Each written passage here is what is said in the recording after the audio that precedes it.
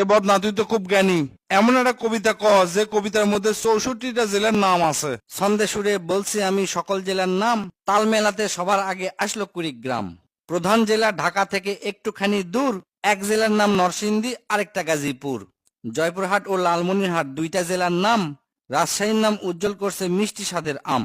পাহাড় ঘেরা বান্দরবন ও সিলেট খাগড়াছড়ি, ময়মনসিংহের কিশোরগঞ্জে এই লেখকের বাড়ি। নেত্রকোনা সুনামগঞ্জে আছে ধানের মাঠ, সুন্দরবনের কাছে আছে খুলনা বাগের হাট। ভোলা এবং বরিশালে আছে অনেক নদী, পাবনায় আছে পাগলাগারদ, বগুড়ায় আছে দধি। পাশাপাশি দুইটা জেলা টাঙ্গাইল জামালপুর, আরো দুইটা জেলা হলো কুষ্টিয়া যশোর। মনের মতো একটা জেলার নাম তার মাগুরা। দন্তান্নতে নারায়ণগঞ্জ, নাটোর ও নওগাঁ। দন্তান্নতে আরো 4টি জেলা বলতে আমি পারি, নবাবগঞ্জ ও নোয়াখালী, নড়াইল, নীলফামারী। গঞ্জদিয়া মানিকগঞ্জ হয় আরো মুন্সীগঞ্জ, গোপালগঞ্জ হয়, হবিগঞ্জ হয় আরো সিরাজগঞ্জ। চাপাই নবাবগঞ্জ কিন্তু গঞ্জ দিয়া ভাই, এদের ছাড়া বাংলাদেশে আর কোনো গঞ্জ নাই।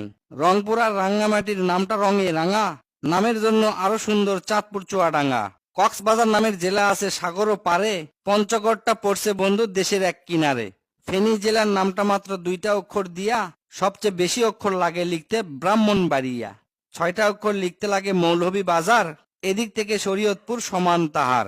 শেষের দিকে এসে দেখি বসছে পুরের মেলা, নামের শেষে পুর লাগানো অনেকগুলো জেলা। পুর দিয়ে ভাই শেরপুর আছে পিরোজপুর, মেহেরপুর ও মাদারীপুর, আরো দিনাজপুর। ফরিদপুর ও লক্ষ্মীপুর এই দুইটা জেলার সাথে পুরের পালা শেষ করিয়া গেলাম বরগুনাতে। আসার পথে কুমিল্লা ও ঝালকাঠি সহ ঘুরে এলাম রাজবাড়ী, তার সঙ্গে ঝিনাইদহ। গাইবান্ধার নাম বাদে থাকে আর মাত্র এক হালি, তাদের মধ্যে একটা জেলার নাম পটুয়াখালী। এখন শুধু বাকি আছে 3টা জেলার নাম, এদের মধ্যে একটা জায়গা হইল চট্টগ্রাম। সাতক্ষীরায় আর ঠাকুরগাঁয়ে হইল এই কবিতার শেষ। এদের নিয়েই গড়া আমার সোনার বাংলাদেশ।